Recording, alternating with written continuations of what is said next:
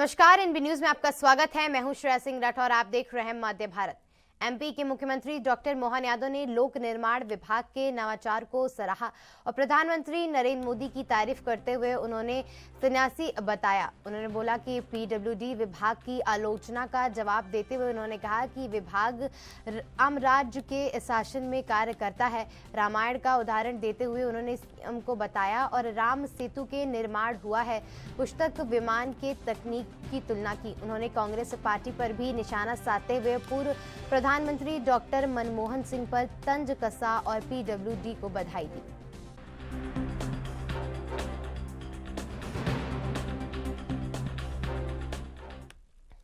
छत्तीसगढ़ के सीएम विष्णुदेव साय ने मुख्यमंत्री उत्कृष्ट पुरस्कार वितरण समारोह में कहा कि जिन विभागों और जिला के विभाग क्षेत्रों में उत्कृष्ट प्रदर्शन और नवाचार किए गए हैं उन्हें सम्मानित किया गया है। उन्होंने पुरस्कार पाने वालों की बधाई दी। उन्होंने शुभकामनाएं दी कि इस समारोह में विभिन्न सरकार के विभागों और जिलों में मेहनत और उपलब्धि को सराहा गया है, जिसमें राज्य की विकास में उनके महत्वपूर्ण भूमिका को मान्यता मिली।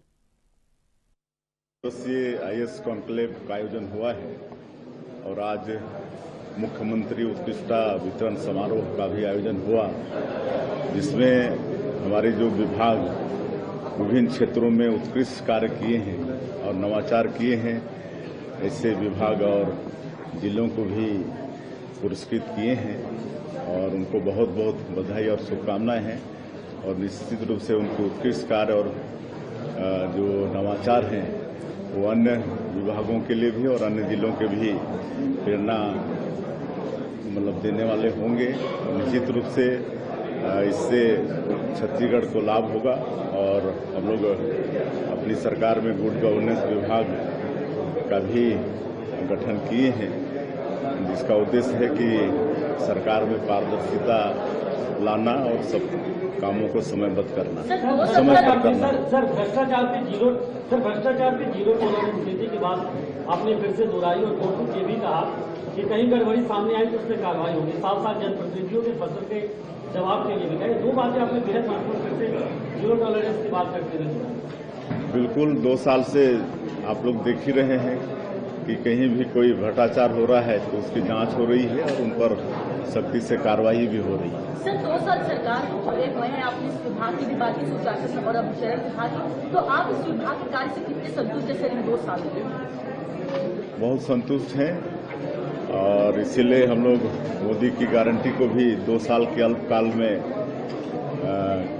पूरा करने का प्रयास किए हैं। अधिकांश कामों को पूरा भी किए हैं और जितने भी दोषीदार हैं सब जो अपराध सिद्ध होने पर दंडित भी हो रहे हैं। यही तो गुड गवर्नेंस। बैतूल जिला मुख्यालय में विवादित जेल में जमीन पर बन रही एमराल्ड हाइट्स परियोजना को लेकर सियासी और प्रशासनिक विवाद बढ़ गया है। विपक्ष ने इस जमीन को निजी कंपनियों को देने को गलत करार दिया है और कहा है कि इसे नगर पालिका को सौंप देना चाहिए। प्रभारी नरेंद्र पटेल ने इस मामले की जांच की बात कही है, लेकिन पारदर्शिता और निष्पक्षता को लेकर सवाल उठाए हैं। विपक्ष में वरिष्ठ पत्रकार सुनील पटेल ने न्यायालय में रुख किया है और सख्त कार्रवाई की संभावना जताई है।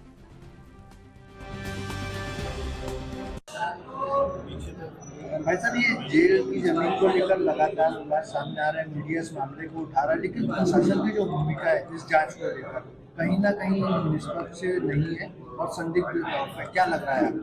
लेकिन मैं समझता हूं कि जो पहले यहाँ पर एक प्रस्ताव था कि जो हाट बाजार है उस जेल की जमीन पर लगने का प्रस्ताव था, लेकिन वहां पर सरकार ने उस वक्त सस्ते दामों के अंदर बेच दी या लीज पे दे दी, जिसमें कि उस जमीन की कीमत मैं समझता हूँ कि 400-500 करोड़ रुपए की जमीन है। 100 करोड़ में अगर सरकार दे रही है तो सरकार के कौन मंत्री कौन विधायक। जी भाई साहब, क्या शुभ नाम है आपका? सुनील पलेरिया। सुनील जी, ये बताएं, ये जेल की जमीन को लेकर आपके द्वारा कोई आपत्ति भी लगाई गई थी, क्या पूरा मामला है? देखो, जब जेल की जमीन प्राइवेट कंपनी को हस्तांतरित की जा रही थी उस समय मैंने एक आपत्ति लगाया था कलेक्ट्रेट में कि पहले हमारा पक्ष सुना जाए, उसके बाद ये जमीन उक्त कंपनी को ट्रांसफ़र की जाए। लेकिन ऐसी कोई कार्रवाई कलेक्टर के अधीनस्थ अधिकारियों द्वारा कोई कार्रवाई नहीं की गई। और मेरे द्वारा जो शिकायतें की गई थी कि ये पुनः घनत्वीकरण योजना के अंतर्गत जो ज़मीन की बंदरबाट की जा रही है अपने लोगों को उपकृत करने के लिए, ये गलत है, इसे रोका जाना चाहिए। उस आधार पर मैं फिर कोर्ट में गया। कोर्ट ने चीफ सेक्रेटरी, प्रमुख सचिव, राजस्व, कलेक्टर, सीएमओ नगर पालिका सभी को नोटिस दिए थे। इन्हों के द्वारा जवाब नहीं दिए गए हैं।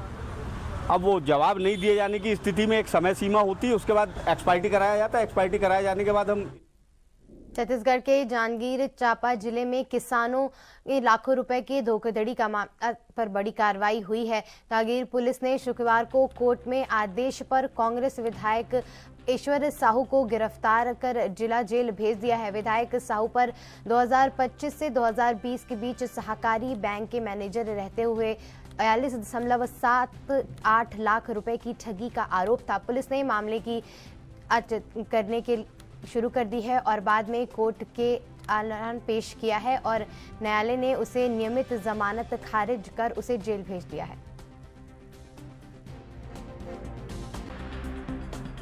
कितने दिन के रिमांड में भेजा गया माननीय न्यायालय द्वारा?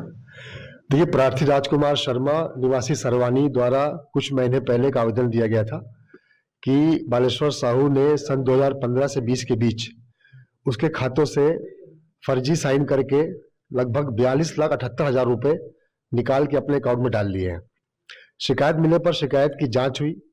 जांच में यह पाया गया कि 5 सालों के अंदर 15 से 20 के बीच बालेश्वर साहू ने एक केसीसी अकाउंट खुलवाया, किसान क्रेडिट कार्ड अकाउंट, और उसमें जो केसीसी लोन आता है 23 लाख रुपए, वो ऑनलाइन अपने खाते में ट्रांसफर करवाए। और इसके अलावा पिछले 15 से 20 के बीच जिला सहकारी बैंक से फर्जी स्लिप के द्वारा, जिसमें अंगूठा निशान और साइन दोनों परिवार के भी।